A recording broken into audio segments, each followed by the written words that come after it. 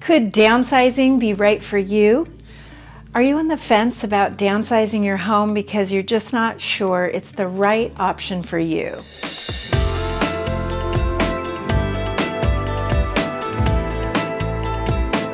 Hi, I'm Julie Williams, and I understand how you feel.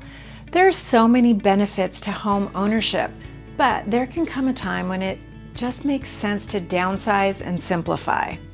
But how do you know you're ready? In this video, I'll cover 6 signs that it could be time to downsize your home. Number 1, too much space. When your house was full of people, it made all the sense in the world to have that 2-story home with 4 or 5 bedrooms. Your family used just about every inch of that space, but now, if your nest is empty, you probably cannot remember the last time that anyone slept in those beds. In fact, the only time you've been in those spaces in the last year was to dust and vacuum. If that sounds familiar, do you really need to keep all of that space clean, heated, cooled, and maintained? Which brings us to number 2, too much maintenance. How much time did you spend last weekend mowing, trimming, raking, or cleaning? And how much money did you spend in the last year in paint, repairs, electric bills? And what if you had a weekend that was completely free to do as you please? Number 3, time and energy. This is a big one. When you bought your house, you may have had loads of energy to run up and down the stairs and clean the gutters and do your household chores regularly. But as the years have gone on, is it starting to take its toll and sometimes becomes completely exhausting? If you dread the chores of maintaining a big house, downsizing can mean that you've got the time and energy to do the things that you enjoy rather than struggling with housework. Like you could travel, hobbies, go on family adventures, or do you have a bucket list? Number 4, lifestyle and health changes. In addition, you may be thinking about your future and your desire not to have stairs in your home. Would a 1-level or a master on the main home suit you better for a longer period of time?